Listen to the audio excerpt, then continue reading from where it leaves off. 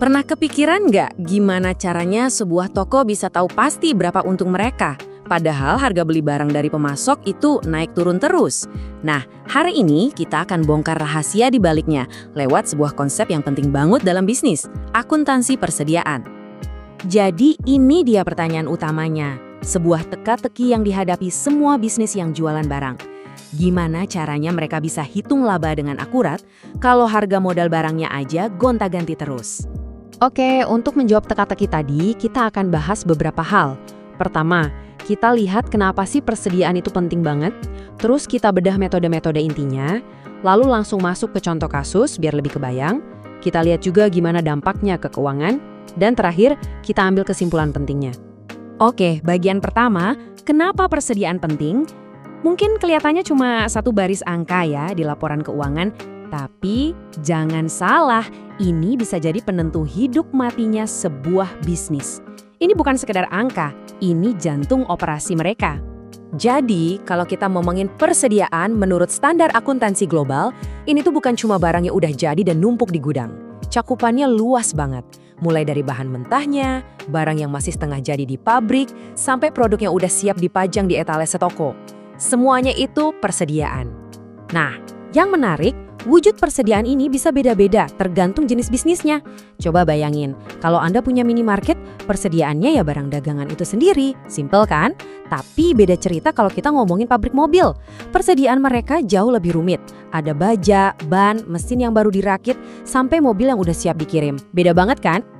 Oke, sekarang kita masuk ke intinya. Gimana cara kita ngasih nilai ke semua barang ini, apalagi harganya kan sering berubah.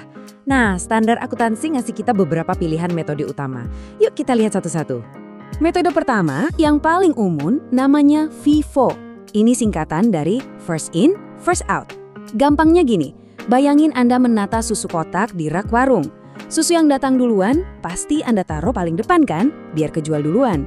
Nah, logikanya persis kayak gitu. Barang yang pertama masuk gudang dianggap sebagai barang yang pertama keluar atau terjual. Yang perlu banget diingat dari FIFO itu ini. Karena kita jual barang lama duluan, artinya kita membandingkan harga modal yang lama dengan harga jual yang sekarang. Kalau harga-harga lagi pada naik, apa akibatnya? Betul. Harga pokok penjualan atau HPP jadi kelihatan lebih rendah dan ujung-ujungnya laba jadi kelihatan lebih besar di laporan. Ini penting banget, nanti kita lihat kenapa. Oke, metode kedua, rata-rata. Nah, kalau yang ini beda. Daripada pusing-pusing melacak, oh ini dari pengiriman Januari, ini dari Februari, metode ini lebih santai. Semua biaya pembelian dicampur jadi satu, lalu kita hitung harga rata-ratanya per unit. Jauh lebih simpel dan praktis.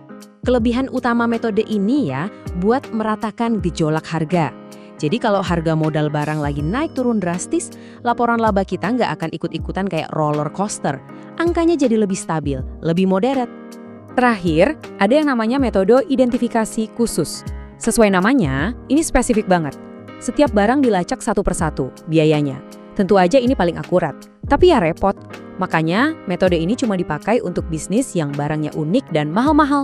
Contohnya, dealer mobil mewah, galeri seni, atau toko perhiasan. Kan nggak mungkin harga satu mobil disamain sama mobil lain ya kan? Oke, cukup teorinya. Sekarang kita masuk ke bagian paling seru, studi kasus. Kita bakal lihat gimana dengan data transaksi yang sama persis, dua metode tadi bisa ngasih hasil akhir yang beda jauh. Disinilah kita bakal lihat betapa krusialnya pilihan metode ini. Oke, skenarionya begini. Sebuah perusahaan di bulan Januari beli 100 unit barang, harganya 10.000 per unit. Bulan depannya, Februari, harga naik nih. Mereka beli lagi 100 unit, tapi harganya jadi 12.000. Setelah itu, mereka berhasil jual total 150 unit. Nah, pertanyaannya, berapa biaya modal dari 150 unit yang terjual itu? Kalau kita pakai FIFO, First In, First Out, logikanya gimana? Dari 150 unit yang terjual, 100 unit pertama kita anggap dari stok Januari yang lebih murah, yang harganya Rp10.000. Sisanya, yang 50 unit lagi, kita ambil dari stok Februari yang lebih mahal, yang harganya Rp12.000. Kalau dihitung, total HPP atau harga pokok penjualannya jadi Rp1.600.000. Sekarang, coba kita pakai metode rata-rata. Kita lupakan dulu itu barang dari Januari atau Februari. Kita campur aja semua. Total biaya pembelian kan 2,2 juta untuk 200 unit. Berarti harga rata-ratanya 11.000 per unit. Nah, karena kita jual 150 unit, tinggal kita kalikan aja. HPP-nya jadi Rp1.650.000. Nah, lihat deh perbedaannya. Transaksinya sama, barang yang kejual sama, tapi hasilnya beda. Pakai Vivo, HPP-nya 1,6 juta. Pakai rata-rata 1,65 juta. Ini bukti nyata. Hanya karena memilih metode akuntansi yang berbeda, angka di laporan keuangan, terutama laba dan nilai aset, bisa langsung berubah. Oke, jadi kita udah lihat angkanya beda. Terus kenapa? So what? Nah, di bagian ini kita akan bahas kenapa perbedaan angka ini bukan sekedar main-main di buku akuntansi, tapi punya dampak yang serius banget di dunia nyata bagi perusahaan. Dampaknya itu kayak efek domino, kena kemana-mana. Jelas kena ke laporan laba rugi, pasti kena ke nilai aset di neraca, dan ini yang penting, kena ke pajak yang harus dibayar. Kalau laba kelihatan lebih tinggi, pajaknya juga bisa lebih tinggi. Terakhir, ini juga mempengaruhi cara investor dan bank melihat kinerja perusahaan kita. Satu pilihan, efeknya ke semua penjuru. Makanya para ahli bilang, memilih metode persediaan ini bukan cuma soal teknis hitung-hitungan. Ini adalah salah satu keputusan strategis paling penting dalam akuntansi. Kenapa? Karena ini menentukan cerita keuangan apa yang mau kita sampaikan ke dunia luar, ke para investor dan ke pihak bank. Bahkan, saking pentingnya masalah ini, standar akuntansi global yang namanya IFRS itu sampai melarang satu metode lain, yaitu LIFO atau Last In First Out. Itu kebalikannya FIFO.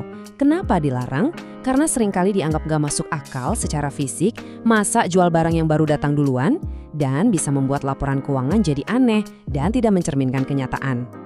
Oke, kita sudah bahas lumayan banyak nih. Sekarang, mari kita tarik kesimpulan utamanya. Apa sih yang paling penting untuk kita ingat dari semua ini? Jadi, intinya begini. Pilihan metode itu langsung menentukan wajah laporan keuangan Anda. FIFO di saat harga naik cenderung bikin laba kelihatan lebih cantik. Sementara metode rata-rata, dia lebih kalem, bikin laporan lebih stabil. Tapi, yang paling penting, apapun metode yang dipilih, perusahaan harus konsisten menggunakannya. Nggak boleh gonta-ganti seenaknya, biar laporannya bisa dipercaya. Nah, ini yang jadi pemikiran penutup kita. Pada akhirnya, nggak ada jawaban metode mana yang paling bagus. Nggak ada. Pertanyaan yang lebih tepat adalah, metode mana yang paling jujur dan paling pas untuk menggambarkan realitas bisnis Anda.